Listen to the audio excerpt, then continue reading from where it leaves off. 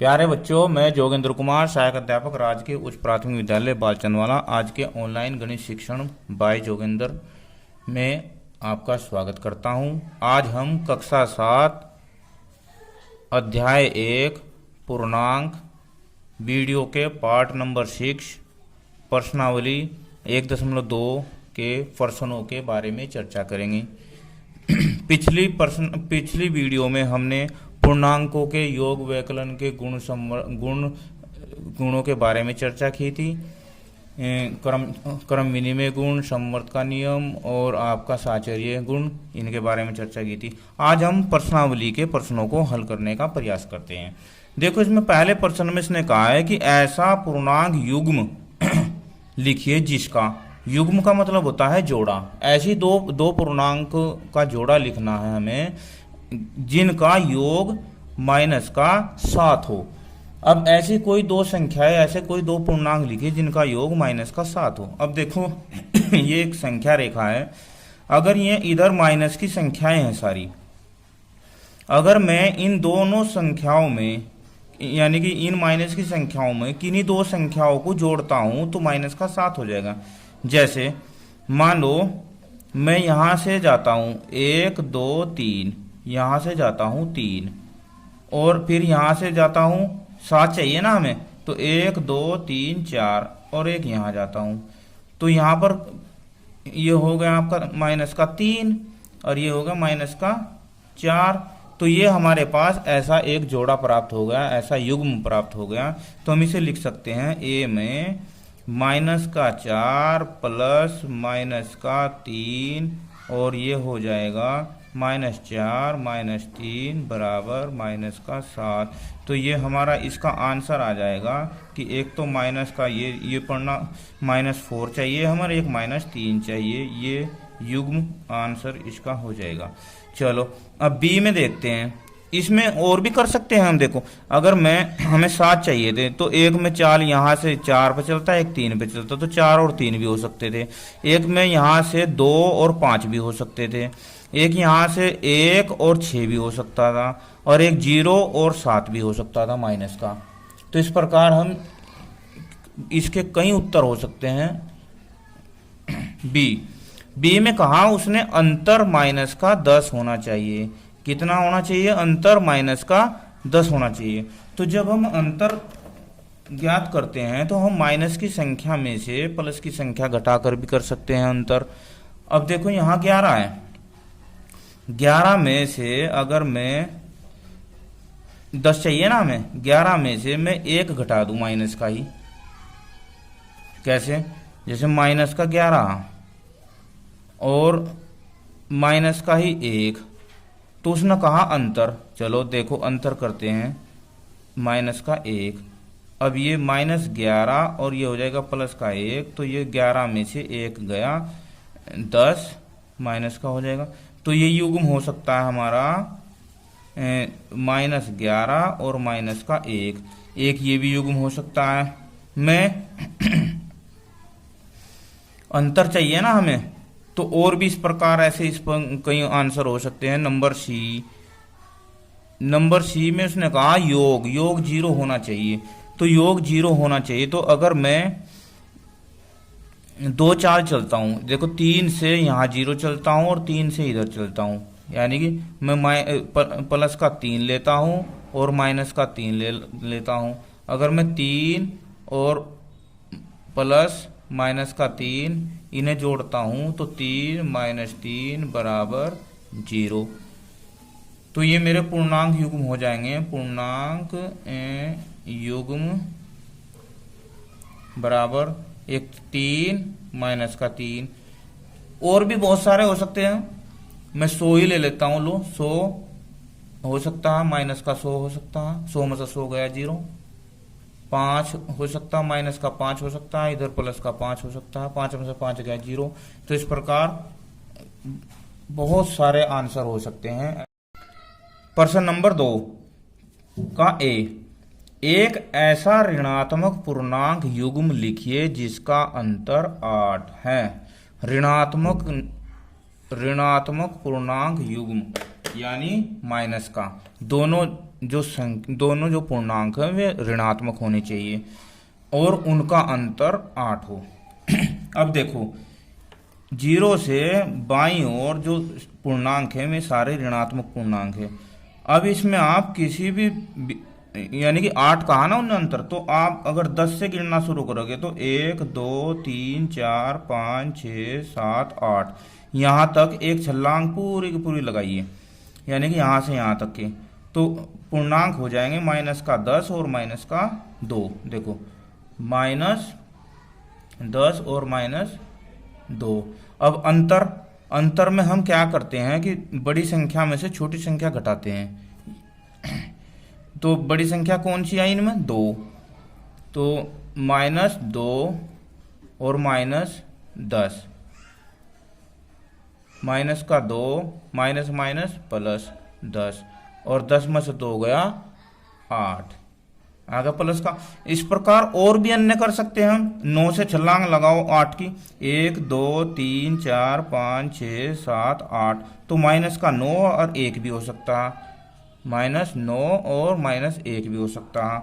8 से छलांग लगाओ पर 8 से छलांग इसलिए नहीं लगा सकते क्योंकि ये 0 है। ये 0 जो ना तो धनात्मक पूर्णांक होता है ना ऋणात्मक पूर्णांक होता है। इस प्रकार अगर और भी हमें करने तो इधर संख्या रेखा यानी 11 आ जाएगा।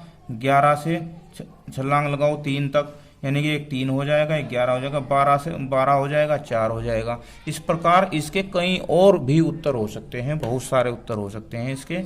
अब ये इसका या तो ये आंसर मान लो या ये आंसर मान लो, कोई से भी, ये दोनों ही आंसर है और भी आंसर हो सकते हैं।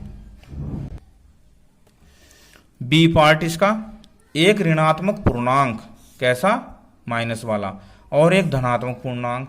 देखो इसमें तो हमने दोनों ऋणात्मक लिए, इसमें एक ऋणात्मक लेना एक धनात्मक लेना, तो लिखिए जिनका योग -5 हो। इस प्रश्न से सीधी सी बात नजर आ रही है कि हमें आंसर माइनस का लाना, तो जो माइनस का आंसर आएगा तो इसका मतलब हमारा जो ऋणात्मक पूर्णांक है वो बड़ा होगा। जो संख्या उसी का चिन्ह आता है ना, योग में उसी का चिन्ह आता है और अंतर में भी जो संख्या बड़ी होती है, तो माइनस की संख्या हमें बड़ी लेनी। तो अगर हम यहाँ से 10 लेते हैं, कितने लेते हैं? 10, माइनस का 10 लेते हैं एक, तो अब चाहिए हमें क्या? 5 माइनस का, तो इधर हम कितना लेंगे? 5। देखो दोनों का योग -10 प्लस 5 और 10 में से 5 गया -5, तो ये भी ले सकते हैं। अब हम 9 ले सकते हैं इधर माइनस का, इधर 4 ले सकते हैं। क्या ले सकते हैं? 9 और 4 ले सकते हैं, तो -9 प्लस 4 बराबर का -5। इधर 8 ले सकते हैं, इधर 3 ले सकते हैं, तो -8 और प्लस का 3, ये आंसर आएगा 5। तो इस प्रकार ऐसे प्रश्नों के बहुत सारे उत्तर हो सकते हैं। आप ये पूर्णांक युग्म में ले सकते हैं, ये पूर्णांक युग्म में ले सकते हैं, ये भी ले सकते हैं।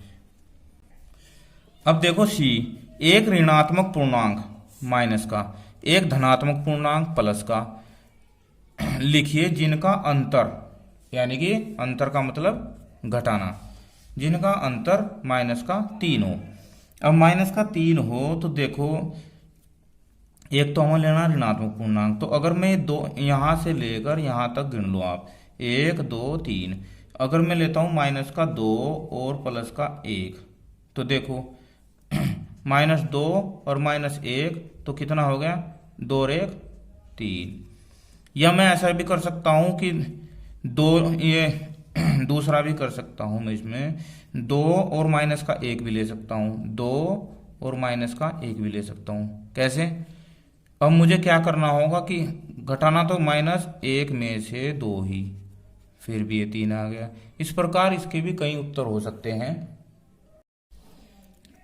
अब प्रश्न नंबर 3, किसी प्रश्नोत्तरी के 3 उत्तरोत्तरों चक्रों राउंड में टीम ए द्वारा प्राप्त किए गए अंक 40 -10 और 0 थे और टीम बी द्वारा प्राप्त किए गए अंक 10 0 -40 थे। किस टीम ने अधिक अंक प्राप्त किए, क्या हम कह सकते हैं कि पूर्णांकों को किसी भी क्रम में जोड़ा जा सकता है। अब कंपटीशन हुआ है प्रश्नोत्तरी का और उसमें 4 राउंड हुए हैं। तो एक तरफ टीम ए बैठी, एक तरफ टीम बी बैठी, ए और बी।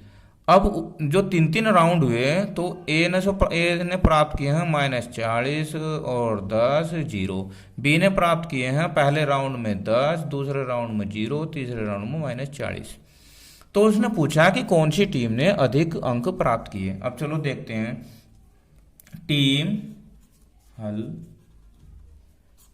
टीम ए द्वारा तीनों राउंड में प्राप्त अंक, तीनों राउंड में प्राप्त अंक कैसे जोड़ देते हैं। 40 + 10 + 0 कितने हो गए। 40 में से 10 गए 30।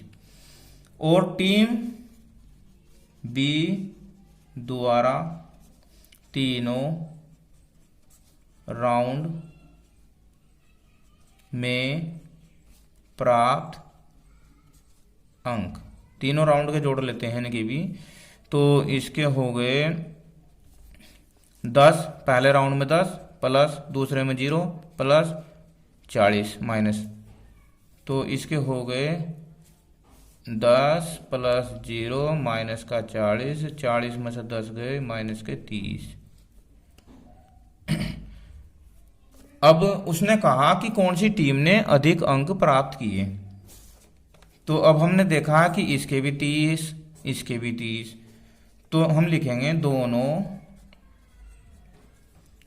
टीमों द्वारा प्राप्त अंक समान है,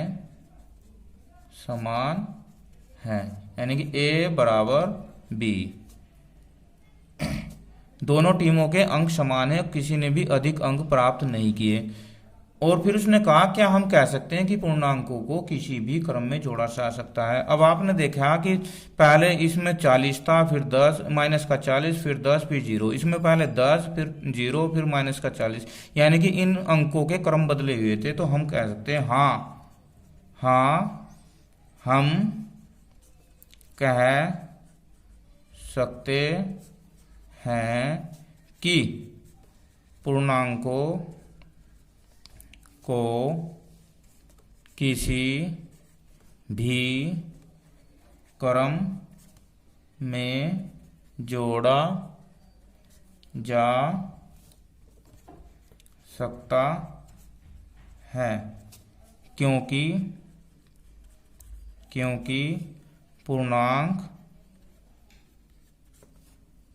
पूर्णांकों का योग क्रम विनिमय होता है। ये इसका आंसर हुआ। प्रश्न नंबर 4, निम्नलिखित कथनों को सत्य बनाने के लिए रिक्त स्थानों की पूर्ति कीजिए। अब ये सवाल दिए हैं, इनमें हमें ये देखना है कि कौन सा नियम लागू होता है। तो देखो इसमें -5 है प्लस -8, तो अब ये 8 ये क्रम विनिमय वाला है, क्रम विनिमय गुण है इसका। तो -8 शुरू में है तो फिर माइनस में होगा, ये दूसरे नंबर में आ जाएगा 5। अब -53 उत्तर भी -53, तो ये योज्य तत्समक वाला है, यानी कि अगर इसमें हम 0 जोड़ देते हैं तो इस पर कोई प्रभाव नहीं पड़ता। 17, अब 17 में ऐसी कौन सी संख्या जोड़े जो आंसर 0 आ जाए। तो 17 में हम -17 जोड़ देंगे तो 17 में से 17 गया 0 आ जाएगा। अब ये साहचर्य वाला है, देखो इसमें ब्रैकेट लगे हुए हैं, साहचर्य है। पहले ब्रैकेट में ये 2 हो गए, ये यहाँ पर दूसरा पूर्णांक, फिर दूसरे ब्रैकेट में बाद के 2 पूर्णांक। तो बाद के जो 2 पूर्णांक है 12 और 7, तो यहाँ देखो 13 12 तो है, 13 12, तो यहाँ पर क्या आएगा -7 आएगा। अब चौथे में ये भी साहचर्य गुण वाला ही है, -4 बाद के 2 ब्रैकेट में, तो -4 + 15, तो यहाँ क्या आएगा 3 आएगा। इस प्रकार आज हमने प्रश्नावली 1.2 के सभी प्रश्नों को हल किया। आप इसे अपने गृह कार्य कॉपी में करेंगे। वीडियो अच्छी लगी तो मुझे कमेंट में जरूर बताना। धन्यवाद।